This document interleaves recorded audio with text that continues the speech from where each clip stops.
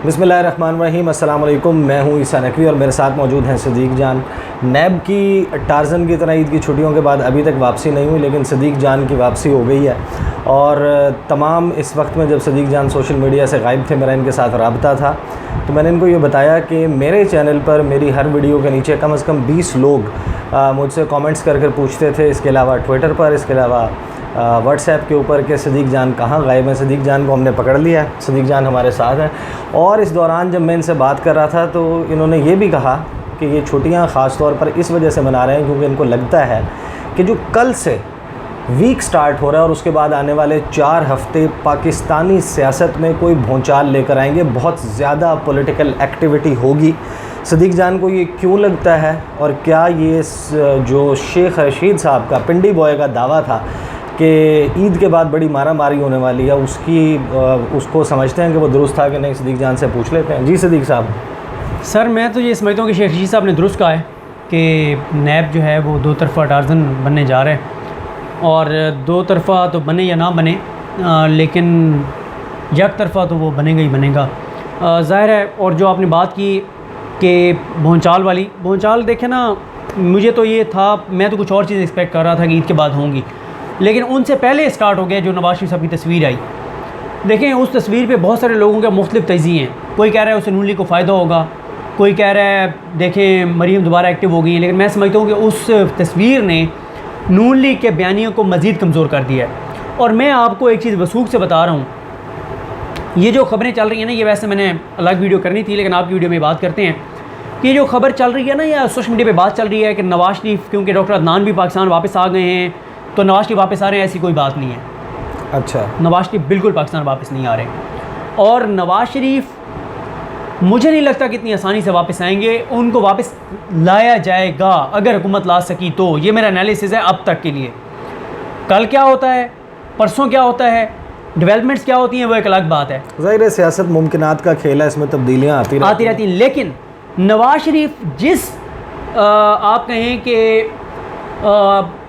उसके साथ गए हैं ना, जो एक स्क्रिप्ट था या तयशुदा मंसूबा था, तयशुदा प्रोग्राम था, उसके मुताबिक यही था। जैसे आपको पता है ये तावीज़ देने वाले जो होते हैं, तावीज़ देने वाले वो कहते हैं कि ये तावीज़ दे रहे हैं, जाके से कब्रिस्तान में दफन कर दें, पूरने सारे इलाके जड़ा दें, पूरने टुरने कब्रिस्तान तो डिला ले पासे, पीछे नहीं देखना। अच्छा, पीछे नहीं देखना, पीछे देख सो पत्थर की वजह हो गया, काम ख़राब थी बेसी। अच्छा। ए पुट्ठा बा वैसी तवीज़। अच्छा, नवाज शरीफ साहब को यही कहा गया है कि बाहर भेज रहे हैं, बड़ी मुश्किल से, बड़ी मेहनत की है हमने। तो वो जो बात थी कि बाहर भेज रहे हैं, तो उसमें तो फिर मरीम नवाज साहिबा ने भी जाना था बाहर। अच्छा, मैं आपको एक बात बताऊं, मरीम के हवाले से बहुत बात हुई कि मरीम यूं करके चली जाएगी, यूं करके चली जाएगी। पता नहीं, मेरा गो के इस पर भी मैंने स्टेक्स बड़े हाई कर लिए हुए थे कि नवाज शरीफ बाहर नहीं जा पाएगा, लेकिन वो चले गए। लेकिन मेरा जो था वो बात किसी हद तक ठीक हुई कि मेरा ये था कि इमरान खान कोई डील नहीं करेगा, कोई थर्ड पार्टी से पैसे नहीं लेगा और इस तरह से नहीं जाने देगा, और उसने नहीं जाने दिया। अल्टीमेटली अदालत के ज़रिए नवाज शरीफ सब गए। मरीम के हवाले से मेरा ये था कि नवाज शरीफ तो चलो फिर भी ठीक है कि नवाज शरीफ जो है ना, नवाज शरीफ को कोई ये समझता है ना कि नवाज शरीफ बड़े वो हैं कि अपनी बात पे डट जाते हैं, अड़ जाते हैं, ये सब बकवास है। नवाज शरीफ ने जितने इस्टेब्लिशमेंट के साथ कॉम्प्रोमाइज़ किए हैं, बताएं कौन सी बात थी जिस पे नवाज शरीफ अड़ गए हों? मुशाहिदुल्लाह को उन्होंने कहा हटाओ, चौधरी निसार ने फ़ोन किया, रब्ता नहीं हो रहा था, फैमिली के साथ रब्ता हुआ, उन्होंने कहा नहीं पता। बिल आखिर जब रब्ता हुआ एक जगह, तो जिस बंदे से बात हुई उसने कहा जी वो वॉशरूम में। चौधरी निसार ने कहा मैं कॉल पे साथ हूँ, जाके दरवाज़ा बजाओ। उसने दरवाज़ा बजाया वॉशरूम का, ठक ठक ठक ठक ठक ठक। मुशाहिदुल्लाह साहब बाहर हैं, काम ख़राब हो गया है।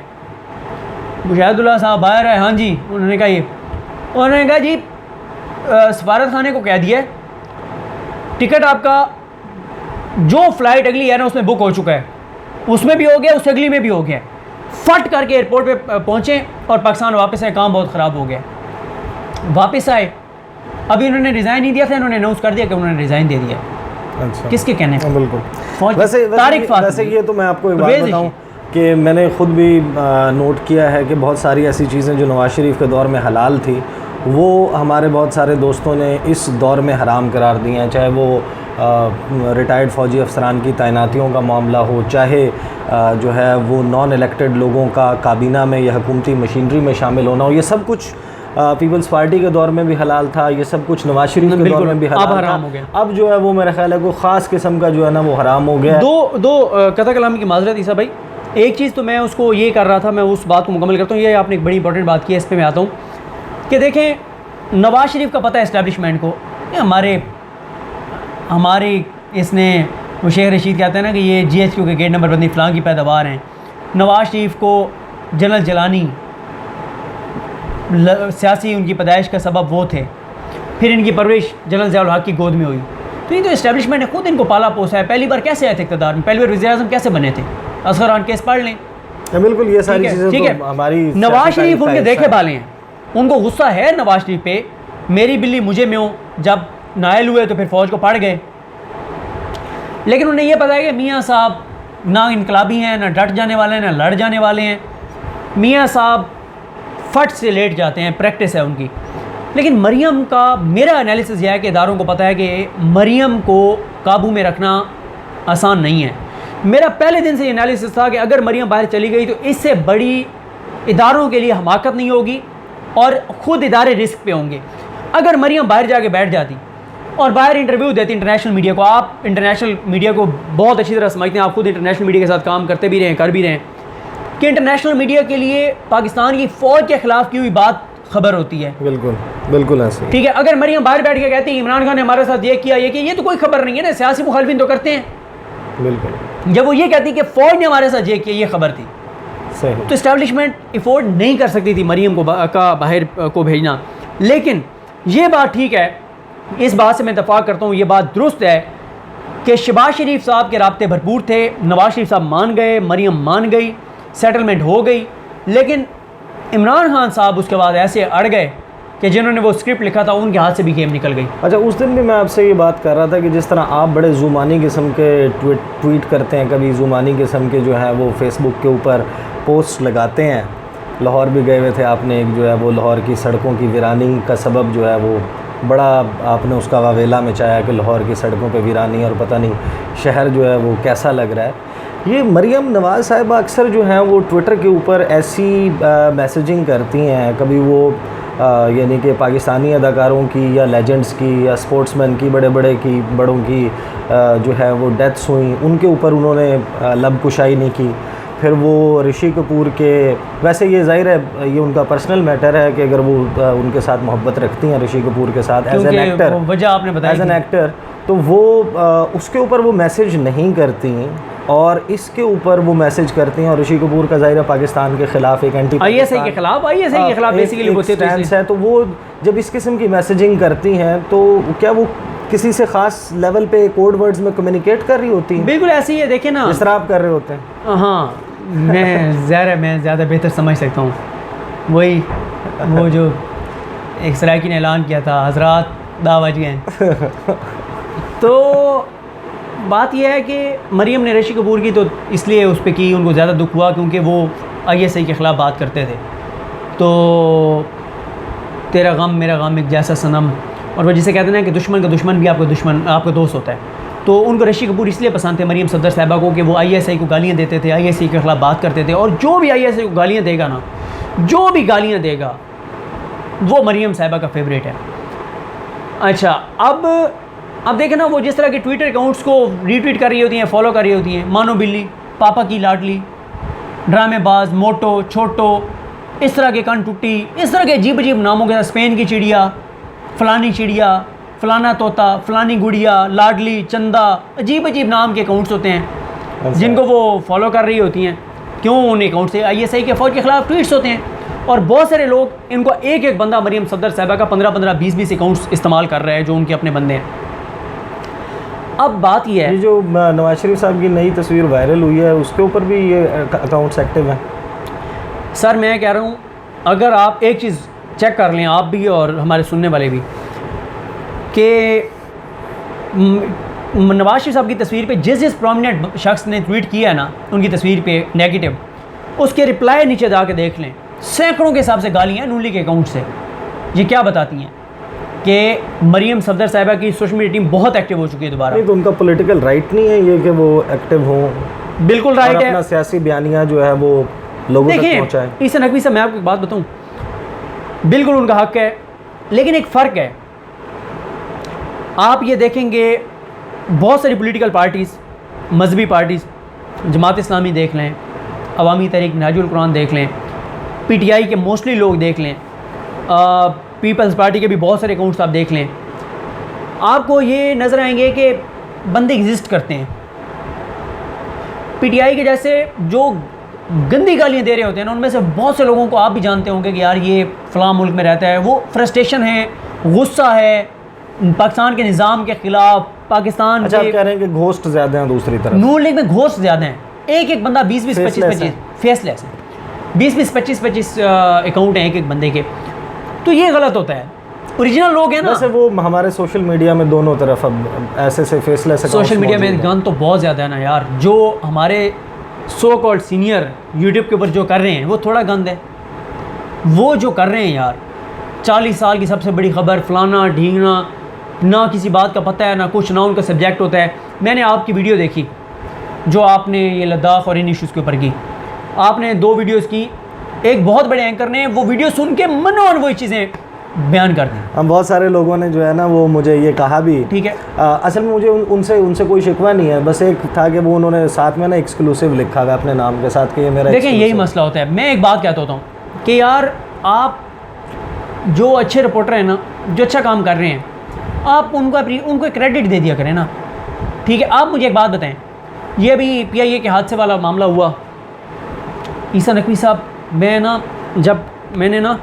मुझे अचानक घर पे था मैं बखर, मुझे व्हाट्सएप आया कि ये हादसा हुआ है ना, मैंने फ़ौरन TV चलाया, अंदर ही वो हालत थी ना यार, मतलब क्या बंदा यार, क्या मतलब इतना कर्बनाक, अज़ियतनाक, दिल दहला देने वाला वाक़या और सानिया। अच्छा, ख़बरें चल रही हैं, अचानक पता चला कि एक उनमें से बच गए, ज़फ़र साहब जो सदर थे जी। उसके बाद तो अल्लाह ताला से हाथ बांध के दिल से बार बार हम दुआ कर रहे थे, या मेरे मौला, या मेरे मौलिक मुआवजा हो और कई लोग बच जाएं। वो हालत थी कि अगर देखें ना, यही होता है ईसा नकवी साहब, अगर आप पे गुजर रही है ना, आप पे गुजर रही है तो वो आप पे ही गुजर रही है। मैं उसका वो एहसास नहीं कर सकता। वो जो शेर है ना कि हरफ तसल्ली एक तकल्लुफ़, जिसका दर्द उसी का दर्द। अब मेरे ये था कि आप सोचें उनके बच्चों की, उनकी फैमिली की, एक फैमिली के साथ कितने घराने मुंसलिक होते हैं सर, 70, 80, 90 घर होते हैं। बिल्कुल ठीक है। अच्छा, अब मैं दुआ कर रहा था अल्लाह से, सर कोई हादसे के 2-2.5 घंटे बाद ठक करके नोटिफिकेशन आया यूट्यूब पे, वीडियो इनसाइड स्टोरी, 15 दिन बाद एक और असल कहानी, आधे घंटे बाद फिर एक और असल बात, प्यारा कैसे गिरा हम आपको बताएंगे। ये तो खैर बहुत सारे लोग जो है ना वो इस किस्म की हरकतें देखिए। ईसा नकवी साहब, मैं इस पे आपको ये बताऊं, इतना दुख हुआ ये देख के, और मोनिटाइज्ड वो वीडियोस, ऐड लगे हुए हैं और कोई बात नहीं है। अभी तक तो ये भी नहीं पता था कि यार अल्लाह ताला माफ़ करे, अल्लाह ताला अपना करम करे, कितने लोगों की शहादत हुई है, कितने बच गए हैं, क्या कोई चीज़ सामने नहीं आई थी। और पहले उन्होंने स्टोरी सुना दी। एक पता है क्या उन्होंने कहा, एक साहब ने क्या, वो जिन्होंने वो खबर दी थी ना कि 40 साल की सबसे बड़ी खबर, उन्होंने पता है क्या पहली वीडियो में क्या कहा था? मैंने नहीं देखा। उन्होंने पहली वीडियो में कहा कि क्योंकि जैसे गाड़ी खड़ी वो ज़रा ख़राब सी हो जाती है ना जब तक चले नहीं, जहाज़ खड़े ना ज़रा खड़क जाते हैं, मतलब ख़राब हो जाते हैं खड़े, क्योंकि काफ़ी दिन कोरोना की वजह से खड़े रहे हैं, तो वो उड़ा है, तो शायद इस वजह से काम ख़राब हो गया। ये लेवल है आपकी जर्नलिज़म का, आपकी वीडियोज़ का। सर मैं आपको एक बात बताऊँ, ये वो सब्जेक्ट है, क्योंकि जैसे वो कहते हैं कि चलें वो नहीं, क्योंकि वो ज़रा वो और सेंस में हो जाएगा, क्योंकि हम एक संजीदा गुफ्तगू कर रहे हैं कि जहाज़ अल्लाह ताला माफ़ करे कभी ना गिरे। मतलब कितने जहाज़ गिरने के वाक़यात हैं, गिने चुने हैं ना। अब ये वो चीज़ है जिसके ऊपर कोई एक्सपर्ट बात कर सकता है या उस बीट का रिपोर्टर बात कर सकता है। इंटरनेशनल अफेयर्स पे जब कोई शो होता है, मैं आपको कहता हूँ ईसा नकवी साहब आप इस पर वीडियो करें या आप बताएं, ऐसे ही होता है। मेरा सब्जेक्ट नहीं है ना यार।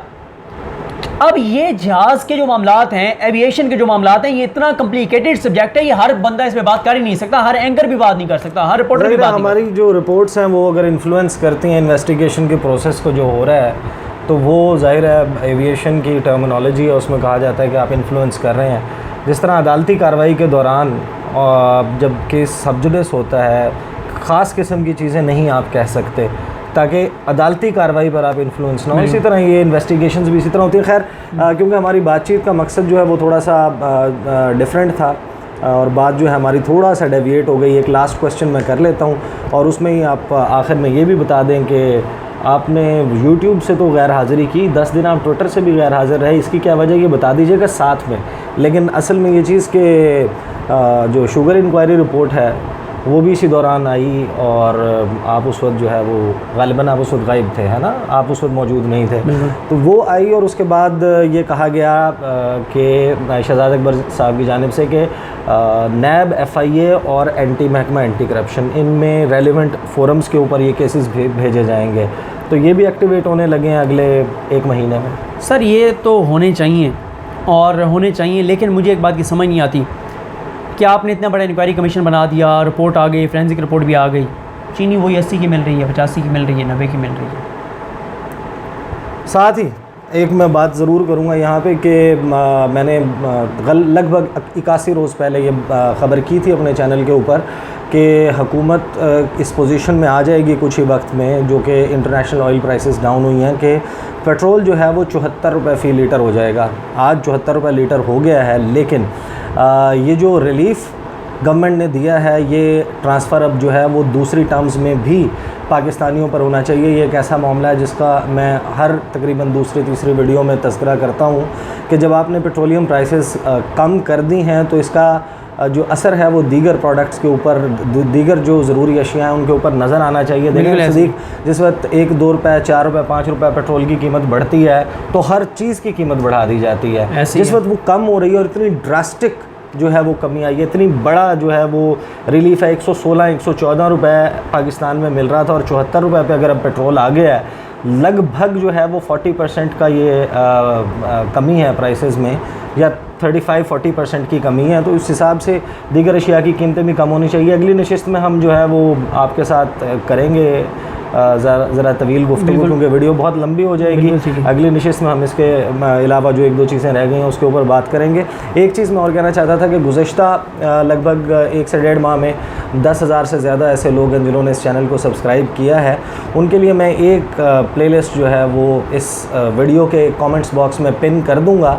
वो प्लेलिस्ट जो है वो तस्नीम असलम साहिबा का एक इंटरव्यू है जिसमें मैंने कोशिश की कि जो मौजूदा हुकूमत है पाकिस्तान तहरीक इंसाफ की, उसकी ख़ारजा पॉलिसी का मवाजना मियां मोहम्मद नवाज़ शरीफ की और आसिफ अली ज़रदारी की, पीपल्स पार्टी और नवाज़ लीग की हुकूमतों के साथ किया जाए कि उनकी फ़ॉरेन पॉलिसी परफॉर्मेंस कैसी थी और मौजूदा हुकूमत की कैसी है। वो प्लेलिस्ट जो है वो मैं पेन कर रहा हूँ। आप जो ऐसे लोग हैं जिन्होंने वो वीडियो नहीं देखी वो ज़रूर इस वीडियो को देखिएगा और अगली वीडियो में आपके साथ मुलाकात होगी। मुझे इजाज़त दीजिए। अल्लाह हाफ़िज़।